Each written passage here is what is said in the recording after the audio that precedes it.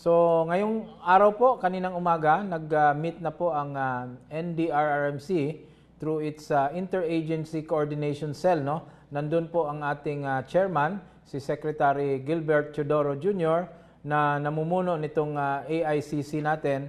At doon nga, napag-alaman natin na 4 na areas ang sinisentro ng ating mga response. No?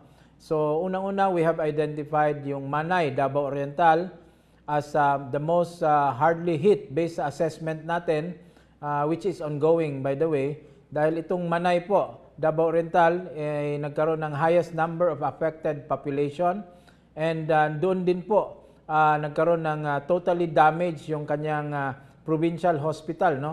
Yung Davao Oriental Provincial Hospital ng Manay. So sirang-sira po ito.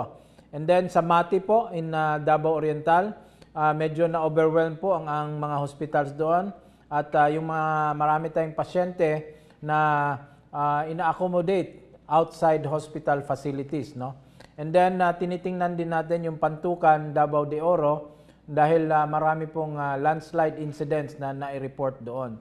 So base po sa meeting kanina, may mga key issues po na dapat tugunan, no? Unang-una, yung health system and medical response natin.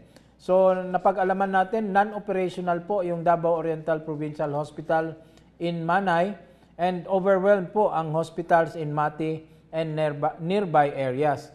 So kailangan po mag-establish tayo ng alternative health facilities po, or mga temporary medical tents or medical facilities. So ito po ay ina-address ng DOH, and then we need to expedite yung assessment and repair of damaged hospitals. So kailangan po ito gawin.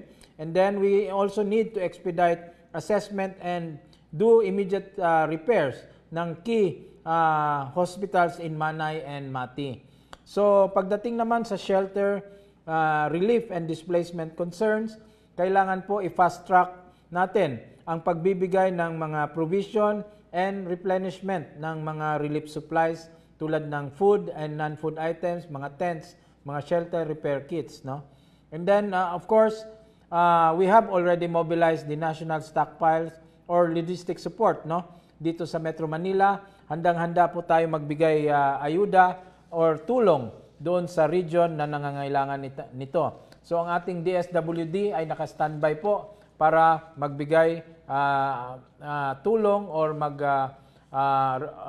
replenish ng mga food and non-food items.